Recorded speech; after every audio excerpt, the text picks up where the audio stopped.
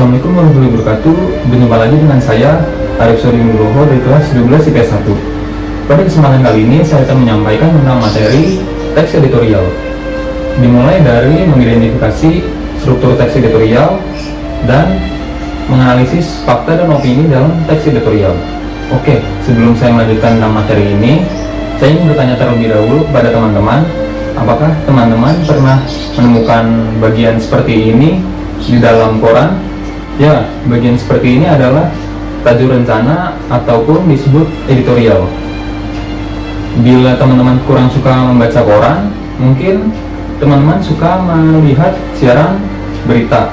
Barangkali ketika sedang melihat siaran berita, teman-teman pernah melihat siaran seperti ini.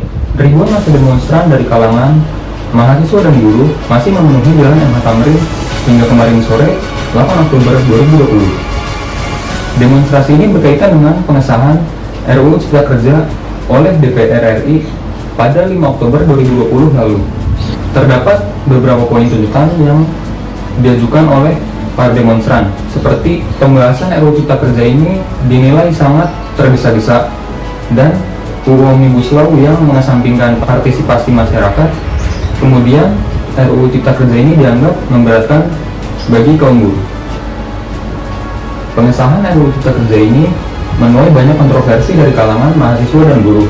Pasalnya, RUU Cipta Kerja ini pembahasannya dinilai sangat tergesa-gesa dan tidak transparan kepada publik. Kemudian, upah minimum para buruh dihitung berdasarkan jangka waktu yang kecil.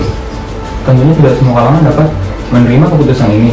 Ditambah lagi dengan tidak transparannya pembahasan RUU Cipta Kerja ini kepada publik, membuat warganet menyerukan tagar mosi tidak percaya kepada DPR.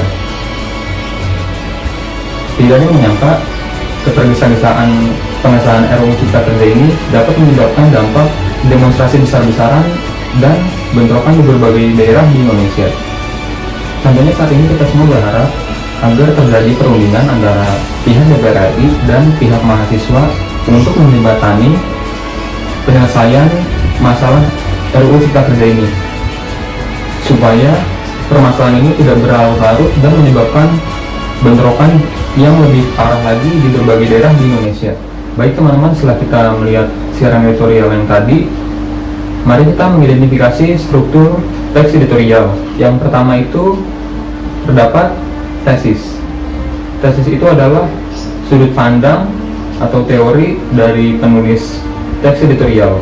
Kemudian ada argumentasi. Argumentasi itu adalah bukti-bukti penguat pendapat pada tahapan tesis.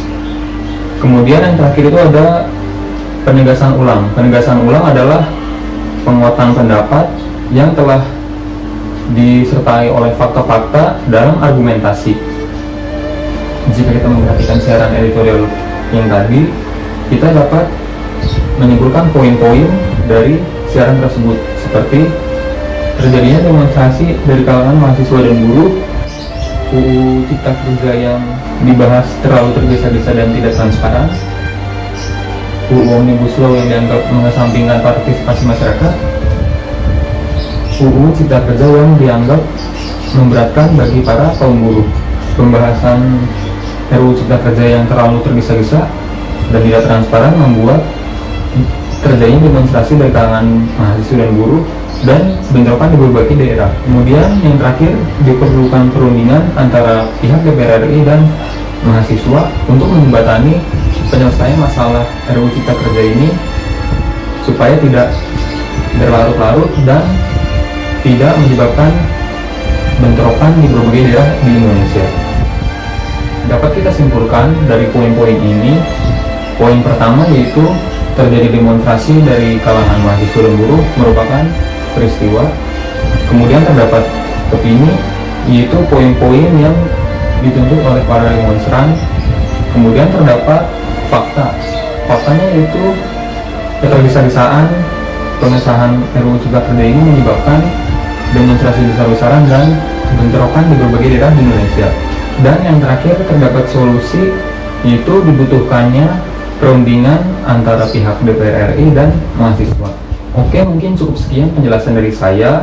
Apabila masih banyak kekurangan dan ada salah kata yang tidak berkenan di hati Anda, mohon dimaafkan. Kurang dan lebihnya mohon maaf. Wabillahi taufiq wal hidayah. Wassalamualaikum warahmatullahi wabarakatuh.